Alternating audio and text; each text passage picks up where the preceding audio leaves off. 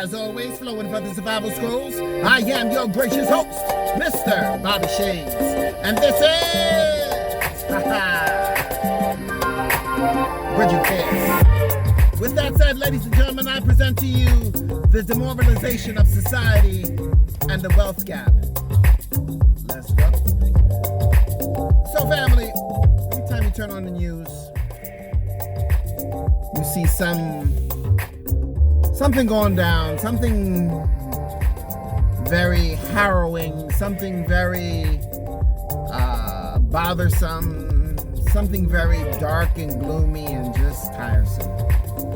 There's a heavy weight on this world, on this planet, in this country, in these cities, in these towns, in these boroughs.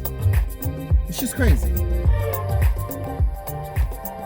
You got not chickenpox. You got monkeypox. COVID is still around. Police officers and correctional officers are leaving their positions in droves. There are certain police, not privatized companies, but there are certain jail facilities where the inmates run it. Drugs is beyond rampant. Okay, so they legalize marijuana. And you get on an average bus or train, or you go to stand at McDonald's and you got someone who stinks like holy hell next to you because they love their weed. I don't know, man. It's just a really dark, gloomy, you have criminals. I'll always keep touching on crime. You have criminals that go into stores. Can I go this way? Might as well. They'll go into stores and they will they'll steal so many items, taking handfuls of items. Just steal them. And if they do get caught, literally in 18 hours they are set free. I was watching an interview of a gentleman who was in a McDonald's in New York City. First of all, I thought that it was kind of wrong how they gave the portrayal. I understood what he was saying. However, the problem was that he just didn't convey it correctly. He's a delivery guy, and some argument ensued, thus turning into a brawl, and you had 3 dudes punching him. He literally stood there taking it, like, He was in the corner, hitting him. He's like, I'm taking it. He goes outside, goes to his bicycle, because he's a delivery guy, and he gets an axe. Now, he doesn't kill anybody. He doesn't hurt anybody. But he broke up parts of McDonald's and whatever, and he was, I'll get you. Now, if it was a real hardcore dude, real street grimy gully dude, would have axed him to death and call it a day. Done. Put his ass in Brazil. Done. Put his ass in the Philippines. Not to put down any of those countries, but their form of crime in some instances goes up a notch. They have zero problem hurting, maiming, killing like nothing. Not to say that the United States doesn't either. Don't get me wrong. But they gave this portrayal because the woman asked them, the interviewer, so what's up with the axe? And he's like, well, I'm a delivery guy, and people come next to me and whatever, I got it, and of cars. And I heard thereafter a news outlet talking about, like, what is wrong with this guy? He was let out in 18 hours, and he was being interviewed behind it. And I thought, I get his point in a kind of a twisted way, in the sense that I need something for protection. That's what he was saying. I need something for protection. Anyway, the demoralization of society.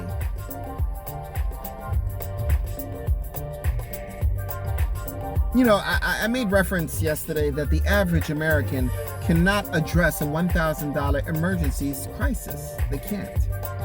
And for those at 56%, and for those that can, for the 44%, can you live off of your savings if you weren't working for 3 months, for 6 months, for a whole year, no work? Can you do it? The rise in costs in everything, in every sector. Individuals who don't want to go back to work. Police officers, correctional officers leaving in droves. They're like, I'm done, I'm quitting. Literally, reading about that. Over the last few years, I forget which city it was, they lost like 3,000 officers, combined with correctional. And it just got me to thinking, you know, and this is where, because if you recall, the title of this post is The Demoralization of a Society and the Wealth Gap. The rich keep getting richer. You know, you look at Elon Musk, and God bless him. God bless this man who's come up with various businesses. You know, co-founder of PayPal, if I'm correct, at one point. He's got his Tesla, SpaceX. You know, various things that this man is doing. You know, so I'm not here to crap on him. You know, God bless his wealth and his vision for a future. But it's just it's dark. It's dark, and there is really no answer. You know, I have a boss. She's be a nice lady. She's fairly new. And the place where I work, she was saying, oh, it's gonna get better. How? When the upper echelons of management just don't care. If the CEO does not visit the department that we're in, which is a major department, and he is a former CFO, Chief Financial Officer, and he doesn't go visit his money, the place where money is housed, he doesn't go to check on it. I need to get out of this. This is beyond crazy. Nothing's moving. You know, how if this man is not putting in, and I'm not saying that he's not doing anything, but he's not putting the time and the effort. How is she so optimistic? Oh, it's gonna get better. How? There are so many gaps. There are so many pitfalls. There are so many holes. There are so many cracks. How in God's name can she be so optimistic? I mean, God bless her. That's wonderful. It's sweet. It's kind. It's noble. But how? How? It doesn't make sense. It really doesn't make sense. So the wealth gap is also part of the problem, because the haves does not have an idea of what the have-nots are going through. And if they do, they just don't give a damn. So society is crumbling. Crime, the wealth gap, finance, law, politicians. The legal system is broken. I can come up with some harrowing horror stories, but that would be another clip. Politicians. What's this guy's name? Guy with the Spanish name. He's always out there running his mouth. And then the lack of taking ownership and responsibility. If something goes wrong, the Democrats and the Republicans, man, address the fucking problem. Address the damn problem. Let's not put some kind of political spin on it. It's not doing nobody shit.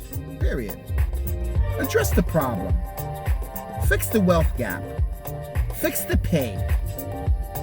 You got you have rent that is beyond skyrocketing, but you're paying the average person X amount of dollars. Everything is going up, but not the pay. And if so, it's a union. If you're with a union, 3%, 9% over 3 years. What is that? Honestly, what is that? That's a growth? Let me go this way. I'll take a different route. That's what it's called, a growth? That's what it's called, a balancing of the scale? Ted Cruz. That's what I was talking about. Shut up. Just fix the policy. Fix everything that's wrong in this society. Biden, I did say yesterday he's ineffective. I'm not here to crap on the man. I just think that he's just not effective. Just, overall, he's just done. The immigration situation, taper it off now. Taper it off. I'm not saying close the borders, just taper it. Say right now, we can't. States are doing it. To reiterate yesterday's post, what those governors, governor of Texas and governor of Florida, Ron DeSantis, what they did was wrong. And then Ron DeSantis is going to double down on that. He's going to double down and be like, yeah, I said him, man. Human suffrage. And then, again, lack of taking ownership. Oh, well, if the Democrats, oh, come on, man. You did wrong. You played with people's lives and you used them as pawns, bro. Simple. Use them as pawns. Anyway, family, that's all I have for you today. Today's topic, the demoralization of society. And the idea of not being able to know how to fix the damn thing because it's all effed up. And the wealth gap. It's so severe that those that have are so out of touch of those that do not have. It's nothing new. It's all throughout the centuries from the Roman periods, from every period in society. The haves and the have-nots, the wealth and so it's nothing new. But it is taking a toll. The United States is busting at the seams, trying to grab a hold, affecting each citizen. The average citizen, the average American cannot address a $1,000 emergency crisis. That is a truth. That is honest. And there's nobody that has a effing reason. And why do I bring this up? For somebody to come up with some mind-boggling reason to say, well, let's try this. Anyway, family, I want you guys to like, share, and subscribe. It's a lot of good content, a lot of good discussions. Take advantage of it. Tell your peoples, man. Tell your peoples. Tell your peoples. It's hard trying to come up with ideas each day, no less without the audience. It helps the algorithm. It really does. It really helps. So tell your people. Let them know. It's good stuff. Am I tooting my own horn? Damn right I am. Damn right I am. Anyway, family, that's all I have for you today. Let us give thanks and praise that we are 6 feet above ground and not below, and that those in our inner circle are in the same vein. Keep your head on a swivel. I had to remind myself the other day I was walking to the garage parking lot. My head was not on a swivel. I was just... No. It's hard. It's hot. It's crazy out here.